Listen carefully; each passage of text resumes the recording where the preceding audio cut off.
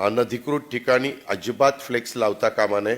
आम्ही आता एक परिपत्रक काढलंय की असं जर कोणी लावलं बारामतीमध्ये अनधिकृत ठिकाणी तर ज्याचा मंडपवाले असतात ना त्यांच्याच ते काठ्यान बिठ्यान काय काय बांबू म्हणजे लावायला बांबू, दुसऱ्याला लावायला नाही, तिथं ते आपला बोर्ड उभा करण्याच्या करता, फ्लेक्स उभे करण्याच्या करता, तर ते ज्यांच्याकडनं आलं त्याच्यावरही केस करायची, ज्याने लावलंय त्याच्यावरही केस करायची आणि बंदोबस्त करायचा।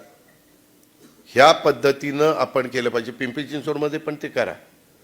अजित पवाराचा वाढदिवस असो नाही तर देवेंद्र फडणवीसाचा वाढदिवस असो, ते आता लोकांना सोयीचं झालंय। काय झालंय, 22ला त्यांचाही वाढदिवस आणि माझाही जुलैला वाढदिवस, एकीकडे देवेंद्र देवा भाऊ लावायचा आणि एकीकडे अजित दादा लावायचा, हार्दिक शुभेच्छा।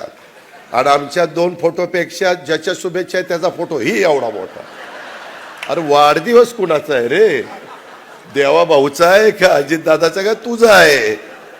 पण त्याचा एकटा फोटो लावला तर कुणी बघणार नाही, म्हणून ह्याच्या दोघात ह्याचा हे जे काही प्रकार चालतात हे जरा बंद करा। जिथं फ्लेक्सच्या जागा ठरवल्या तिथं लावा ना, ज्याच्यात दम आहे, ज्याच्यात काय लावायचं, पैसे खर्च करायचे करा खर्च, पण त्याच्यामुळे आमचं शहर का बकाल करता?